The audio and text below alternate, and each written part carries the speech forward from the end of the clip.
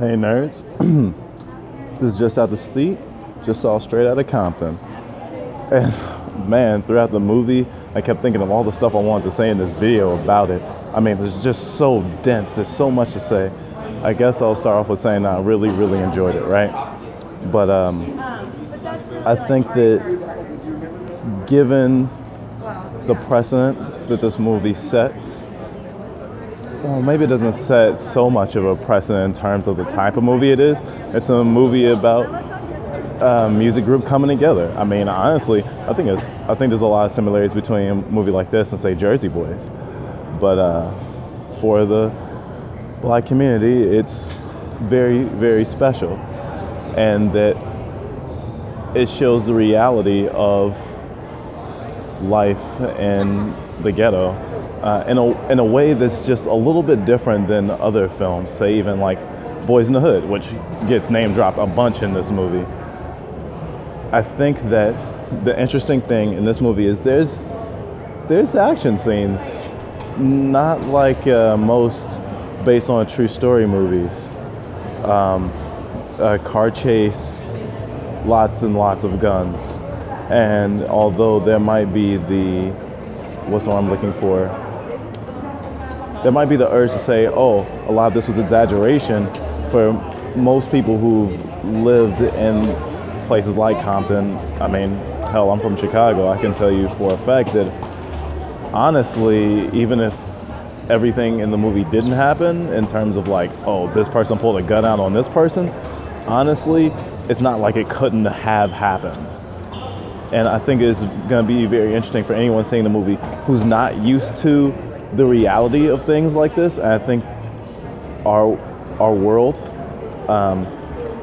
is as unfair as it is because there's a lack of visibility. And I think the media makes certain things visible. And Straight Outta Compton is a perfect example of such.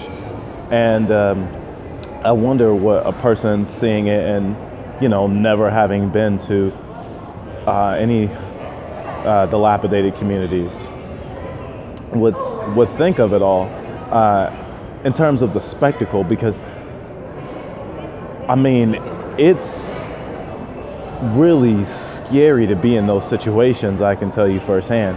And this movie puts a very interesting lens on it.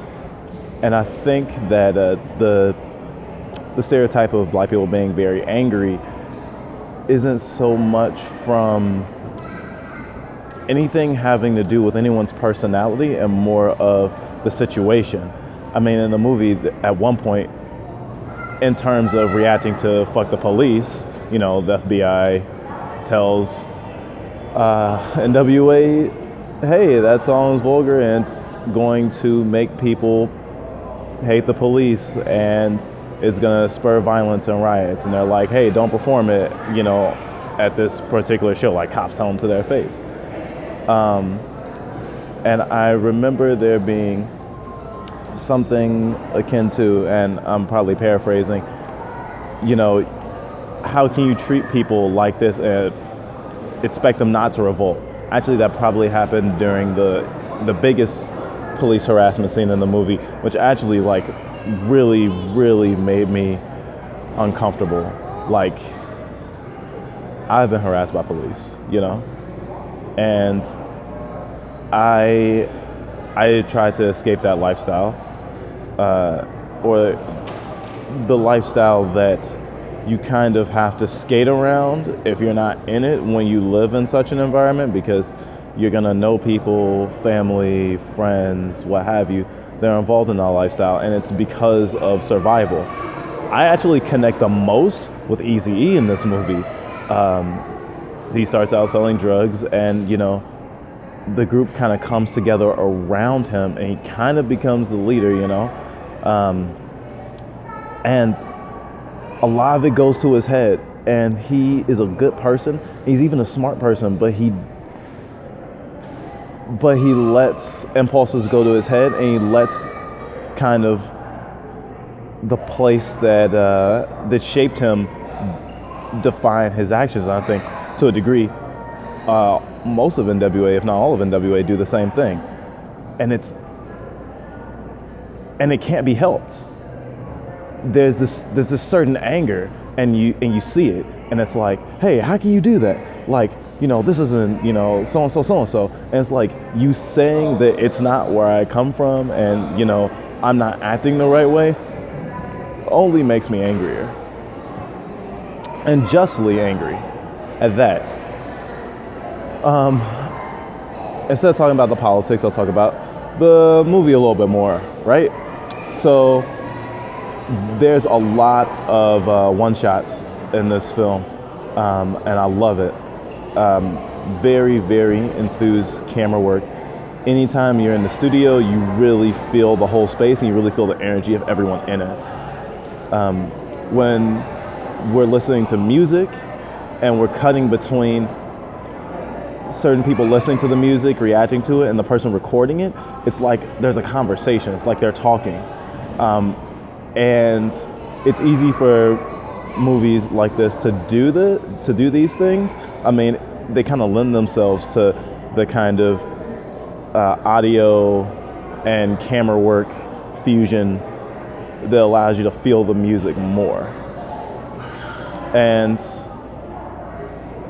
furthermore, I like how they didn't treat one person as the villain. Everyone's kind of their own worst enemy in a way.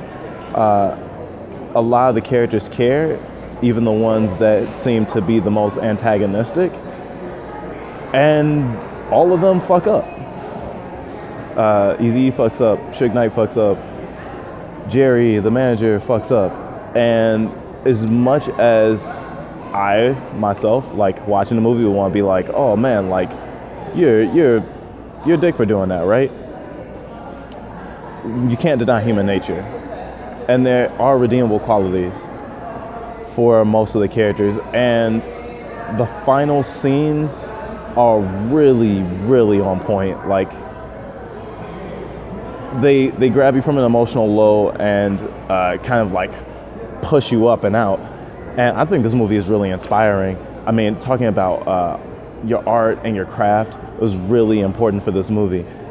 Even to the point where there's a scene where, Dr. Dre comes out and chastises everybody, in this, like, outside the booth in his studio for, like, partying, like, crazy partying, and, like, as he said, doing stuff that you could just did in the hood, while he's recording with Tupac in the other room.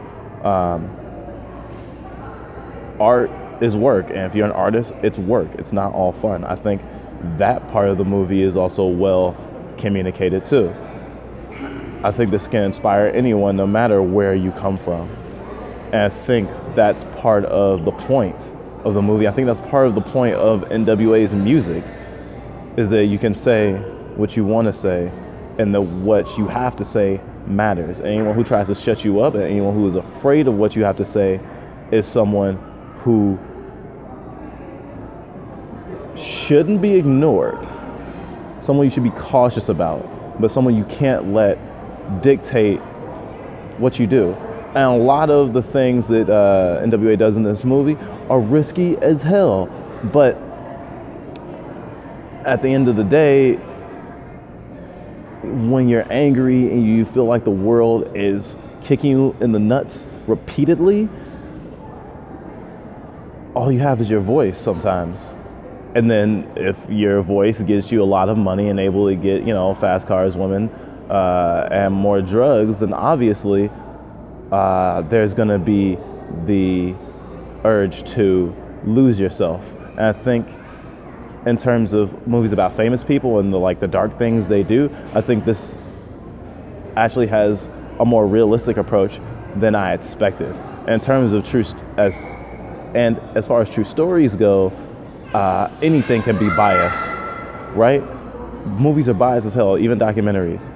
However, I do feel like this energy in the movie of not letting someone get built up so much as like this amazing person. Like Eazy-E's dead, right? In real life.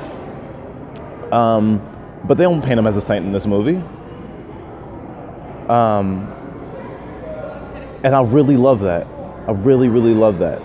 the human element of it all. One other thing I wanted to mention, the enthusiasm of the audience that I saw it with.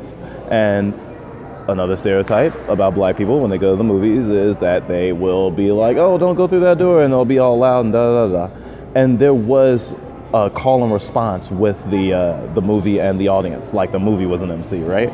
And I was amazed. It's the one movie, the only movie I've ever seen where there was so much natural clapping. It didn't feel forced. It didn't feel like one person was trying to get everyone to do it.